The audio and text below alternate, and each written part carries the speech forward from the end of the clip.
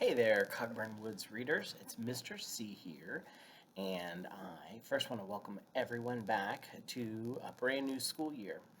And while we get things going and start learning our way around our teams, environments, and all of our class teams, I am going to slowly start wiggling my way into your uh, learning schedule.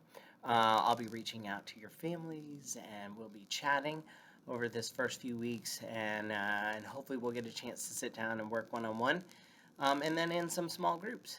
But today, I just wanted to share a little story with you and get you thinking about something you can do to be a really responsible reader. So, if you've heard me share this book before, I hope you don't mind listening again. It is such a good book, and I love sharing it at the beginning of the school year. So, this one is called Excuse Me, I'm Trying to Read. It's written by Jo Amani, and it's illustrated by Layla Eldridge. Um, and this is such a fun book, and as a reading teacher, I love it because it's focusing on a little girl who is just trying to read her book. So, it's got lots of great animals in it, too. So, all right, excuse me, I'm trying to read. I was looking for the publishing information. It looks like we have our publishing by Charlesbridge. It's a Mackinac Island book. All right, yeah, I wanted to make sure I found that information. All right. Trying to read with an elephant can be surprising. Excuse me, I'm trying to read. Will you please stop spraying me? Trying to read with a marabou stork can be painful. Excuse me, I'm trying to read. Will you please stop? Will you please take your sharp claws out of my hair? I'm noticing a giraffe on the next page here. Here in Team Stretch, we know all about giraffes, don't we? Trying to read with a snake can be scary. Excuse me, I'm trying to read. Will you please stop squeezing me so tight? Trying to read with a zebra can be amusing. And the zebra says, and then the lion fell out of the tree.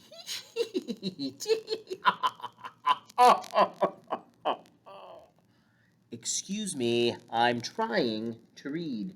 Will you please stop laughing so loud? Trying to read with a dung beetle can be stinky. If you know what dung is, you know why she's saying it's stinky. Look at what he's rolling down the hill. It's brown. Excuse me, I'm trying to read. Would you please use your little feet to roll the dung in the other direction? Trying to read with a crocodile can be dangerous. Uh, now, I don't know about you, but I would not be trying to read sitting in a crocodile's mouth. Excuse me, I'm trying to read. Would you please keep your mouth open? Trying to read with an impala can be tricky. Excuse me, I'm trying to read. Would you please give me some room? Trying to read with a rhinoceros can be risky. Excuse me, I'm trying to read.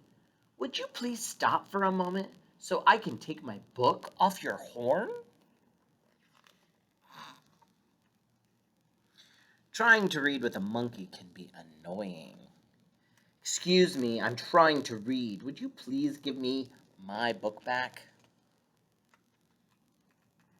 Trying to read with a lion can make you sleepy. Excuse me, I'm trying to read. Would you please stop purring and take your paw off my head? Looks like he's settling in for a nap. Wonder if she's getting tired listening to him purr and being close to such a warm, furry animal. Uh-oh. She fell asleep. Have you ever fallen asleep when you were reading? Sometimes when I'm reading with my son, if it's been a really long day or if I'm extra cozy, I find myself falling asleep. Excuse me! Shh! The animals say. We're trying to read. And that's the story of Excuse Me, I'm trying to read. I like sharing this book because obviously the little girl in there is trying to read her book and she keeps getting interrupted or having something that's getting in the way of her enjoying her book. So today, before I let you go, I want you to be thinking about something. Do you have a perfect spot to read? And while we're learning remotely and you're in your homes, I'm sure you know your homes, every nook and cranny of it pretty well.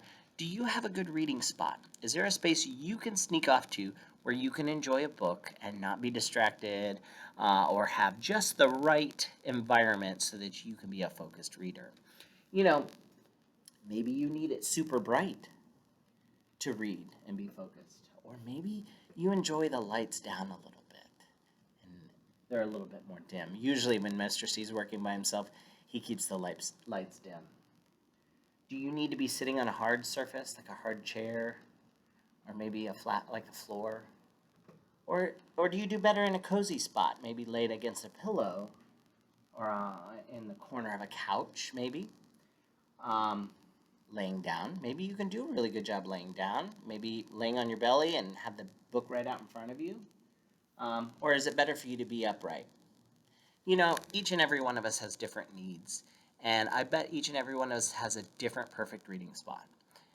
For me, laying down in a cozy, soft spot, especially at the end of the day, is probably not the best way for me to be a focused reader. My son and I enjoy sharing books like that because it's a great way to end our day. But if we want to be focused and really paying attention to what we're reading, sometimes that gets in the way of us really pulling everything out of the book that we can.